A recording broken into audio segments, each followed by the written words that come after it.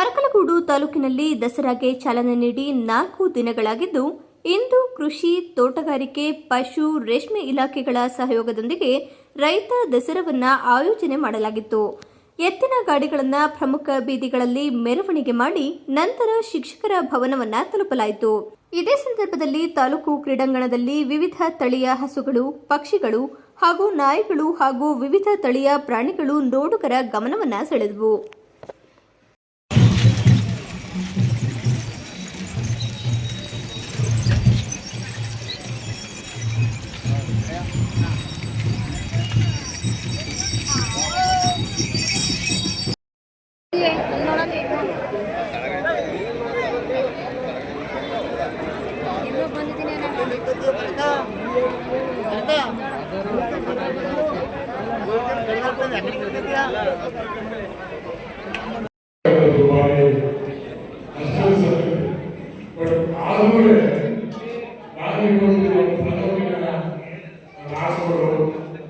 ಕುರಿಗಳು, ಬೇಟೆಗಳು, ಈ ನಾಯಿ ಸಾಕಾಣಿಕೆಗಳು ಇವನ್ನೆಲ್ಲ ನೋಡಿದಾಗ ರೈತರಿಗೆ ಸಾವಯವ ಅಂತಕ್ಕಂಥದ್ದು ನಾವು ಯಾರು ಭಯವಾಗಿಲ್ಲ.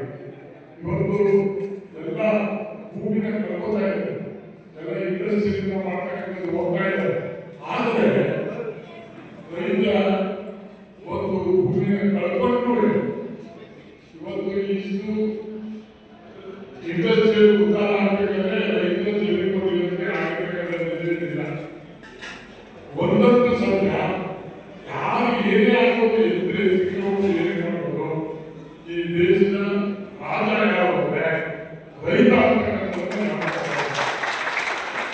ಅವರಿಗೆ ಇರ್ತಕ್ಕಂಥ ಗೌರವ ನನಗಿಲ್ಲ, ಪ್ರಧಾನಮಂತ್ರಿಗಿಲ್ಲ, ಯಾರಿಗೂ ಇಲ್ಲ. ನಾವು ರೈತರಿಗೆ ನನ್ನ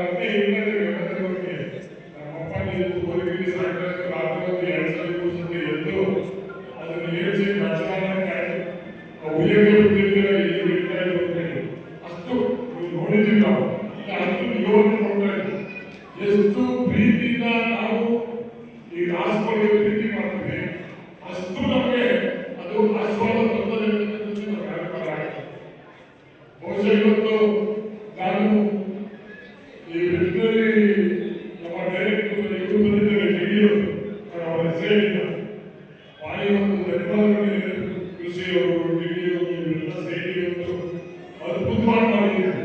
ಮುಂದೆ ಇದನ್ನು ನೋಡಿ ಇನ್ನೂ ಚೆನ್ನಾಗಿರ್ತದೆ ಅಂತ ನನಗೆ ಭಾವನೆ. ಇದನ್ನು ಮಾಡೋದ್ರಿಂದ ಅವ್ರಿಗೆ ಉದ್ದೇಶ ಕೊಡ್ತಕ್ಕಂಥದ್ದು ಆಗಬೇಕು. ಆದರೂ ನಾವು ನೋಡೋದನ್ನ ಕಲ್ಪೋದು ಹೇಳೋದನ್ನ ನೋಡೋದು ಮಾಡೋಕ್ಕಾಗಲ್ಲ. ಬಹುಶಃ ಇವತ್ತು ಇದನ್ನ ನೋಡಿ ಕುರಿ ಸಾಕಾಣಿಕೆ ಕಾಪಾಡಿದೆ, ಮೇಕೆ ಸಾಕಾಣಿಕೆ ಕಾಪಾಡಿದೆ, ಓರಿಗಳೆಲ್ಲ ನಾವು ಮಾಡ್ತಾ